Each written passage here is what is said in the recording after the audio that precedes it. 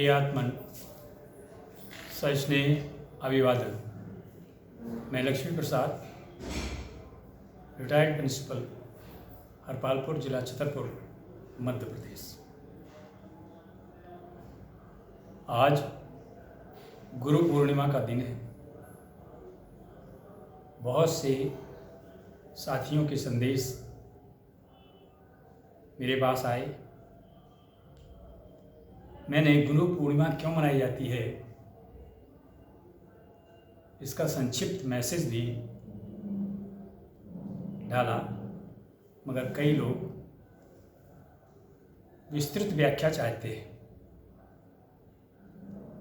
इसलिए मैं आज आप लोगों के सामने गुरु पूर्णिमा क्यों मनाई जाती है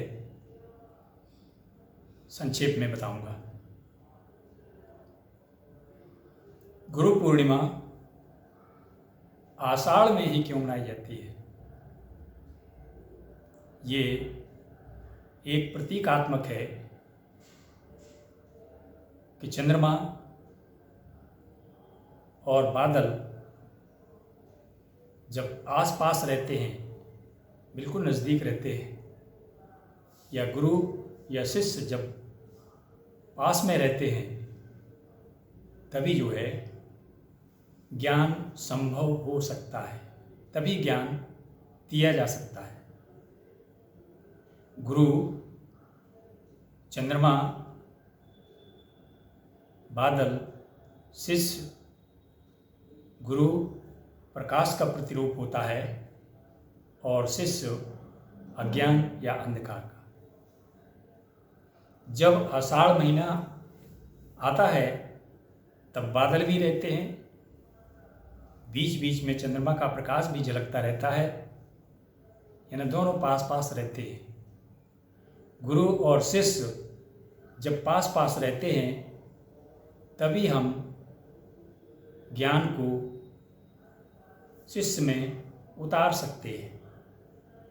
यदि गुरु है अकेला तो किसको ज्ञान देगा, या शिष्य अकेला है तो किससे ज्ञान प्राप्त करेगा? इसलिए जब ये चंद्रमा और बादल, गुरु और शिष्य पास पास रहते हैं, तभी ये ज्ञान की घटना घटित होती है। अन्यथा अकेले में गुरु कुछ भी बकवास करता रहे या अकेले में शिष्य कुछ भी सोचता बूझता रहे, उसको कुछ समझ में नहीं आएगा। चंद्रमा जब सूरज से प्रकाश लेकर के बादलों को प्रकाशित करता है या शिष्य को प्रकाशित करता है, तो वो अत्यंत शीतल हो जाता है। सूरज जो है हमारा परमात्मा का प्रतीक है।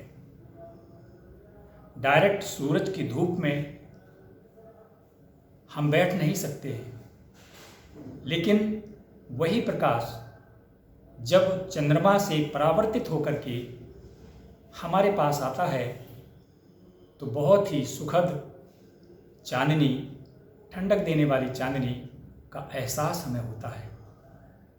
इसी प्रकार से जब परमात्मा का हम डायरेक्ट ज्ञान लेना चाहें तो हमारे लिए ये संभव नहीं है। उस तेज को हम बर्दाश्त नहीं कर सकते हैं।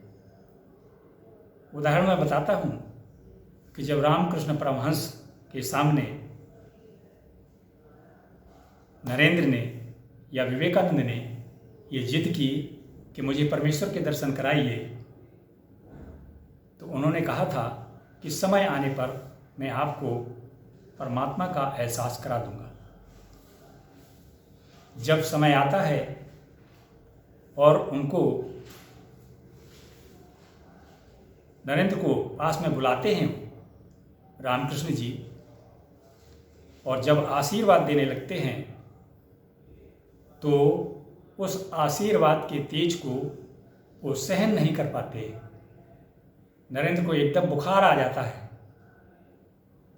फिर वो जब होश में आते हैं तो कहते हैं कि आज से मैं कभी भी अब परमेश्वर के विषय में जिद नहीं करूँगा। तो पहले जो है प्राचीन जमाने में सांभवी दीक्षा का चलन था। ऋषि लोग अपने शिष्यों के लिए जब सांभवी दीक्षा देते थे तो आशीर्वाद के रूप में कहते थे कि सर्वे ते वेदाः प्रतिभाषयन्तु, सर्वे ते पुराण स्मृति प्रतिभाषयन्तु, सर्वे ते शास्त्राः प्रतिभाषयन्तु। और इसी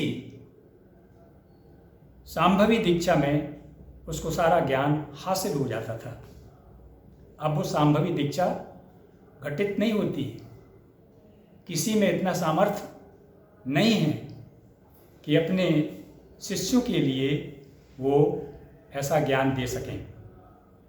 तो हम जो अध्ययन करते हैं, कुछ प्रवचनों के माध्यम से सीखते हैं, ये हमारा सब अधूरा ज्ञान है। ये व्यक्तियों के थोड़े थोड़े से अनुभव हैं जो हमें हासिल होते हैं। तो परमात्मा से कभी भी ज्ञान की हम डायरेक्ट रूप में याचना करेंगे तो निश्चित रूप से हमारे लिए ये दुखद भी हो सकता है। जैसे कभी कभी छोटी मोटी घटनाएं आपने देखी होंगी कि हनुमान जी के भक्त कभी कभी योग्यता ना होने पर भी वरदान मांग लेते हैं, और जब उनको वो प्रसाद मिलता है तो उस तेज को बर्दाश्त नहीं कर पाते हैं और वो पागल हो जाते हैं। तो मेरा कहने का मतलब ये है कि भाई अपन जब ज्ञान लें तो गुरु के माध्यम से ही लें, क्योंकि परमात्मा का तेज बर्दाश्त करने की हम लोगों की क्षमता नहीं है। और जो ज्ञान परमात्मा का है वो अगर गुरु के माध्यम से हमारे पास आएगा तो निश्चित रूप से हमारे जीवन में सार्थकता रहेगी। तो ये आषाढ़ पूर्णिमा के दिन ही क्यों मनाया जाता है? ये जब बादल यानी शिष्य, चंद्रमा यानी गुरु जब बिल्कुल नज़दीक नज़दीक होते हैं तभी ये ज्ञान की पूरी घटना संपन्न होती है। जब शिष्य दूर रहेंगे, गुरु दूर रहेगा, तो ये ज्ञान घटित नहीं हो सकता है।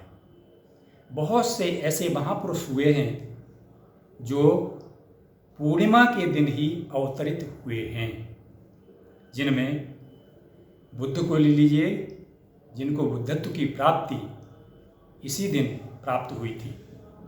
पूर्णिमासी के दिन पैदा जरूर हुए, लेकिन इसी दिन भगवान बुद्ध को भी ज्ञान यानी बुद्धि से पार जो ज्ञान प्राप्त हुआ था वो इसी पूर्णिमासी के दिन हुआ था।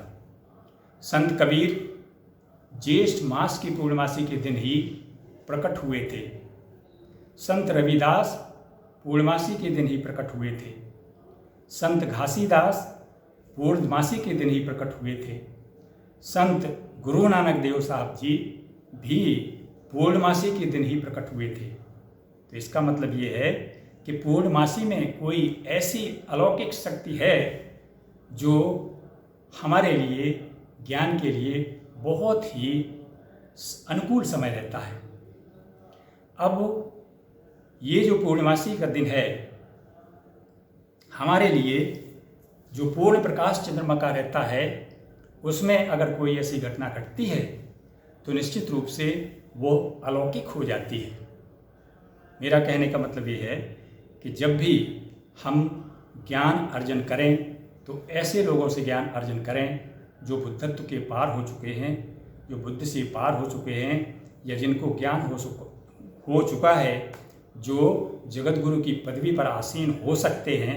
ऐसे लोगों से ही हम ज्ञान प्राप्त करें, तभी हमारा ज्ञान जो है सार्थक हो सकता है। अन्यथा कोई भी कथाकार, कोई भी प्रवचनकार जो तुम्हें कथाएं सुनाते हैं, ये प्रवचन करते हैं, ये केवल तुम्हारे तन मन धन का केवल हरण करते हैं। इनके पास ज्ञान नाम की कोई चीज़ नहीं है। ज्ञान हमेशा अनुभव से प्राप्त होता है। आपके पास जितने अधिक अनुभव होंगे उतना ही सच्चा ज्ञान होगा। धन्यवाद। अगर ये वीडियो पसंद आए तो लाइक और शेयर करें तथा चैनल को भी सब्सक्राइब करें।